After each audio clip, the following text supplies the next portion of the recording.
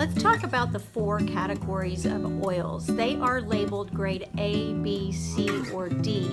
Grade A oils are therapeutic. They are made from organically grown plants and distilled at low temperatures. Grade B oils are considered what we would call food grade oils, but they may contain synthetics, pesticides, fertilizers, chemical extenders, or carrier oils. Grade C oils are perfume oils.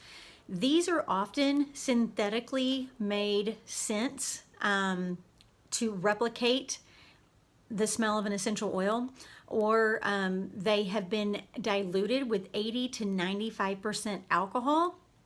So solvents that are used in these type of grade C oils, like hexane, which will gain you a higher yield of harvest, can actually be cancer causing. Grade D oil is called floral water. So basically when you distill a plant material, it comes out into the final vat, and you see you see it very clearly if you've ever been to one of our farms. You see the essential oil sitting on top and you see this colored water underneath.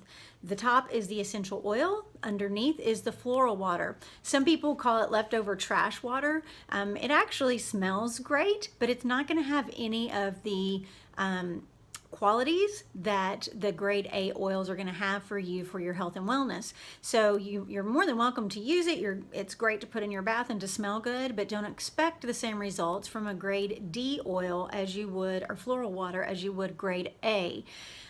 Grade A is the only pure oil.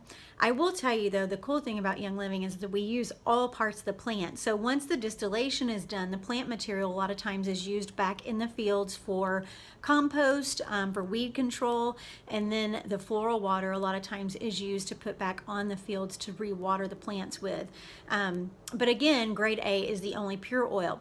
Grade D oil, let me give you an example, would be like walking into your kitchen and grabbing a cup of orange juice and diluting it 95% before you drink it. It's still going to be orange juice, but it's not going to have any of the effects of orange juice because it's going to be so highly diluted.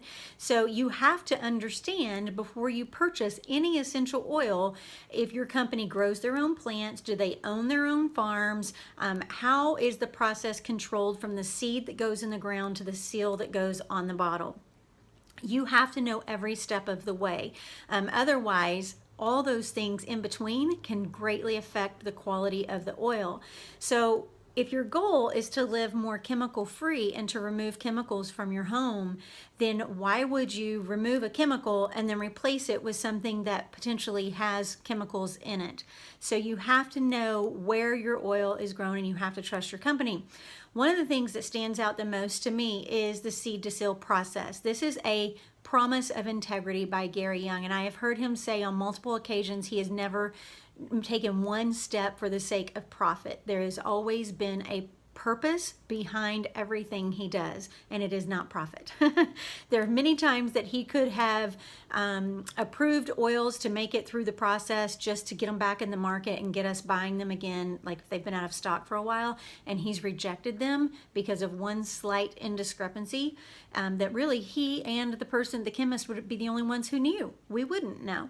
But he has often rejected them. So it's not just a slogan. Seed to Seal is not just a slogan, it is actually a promise.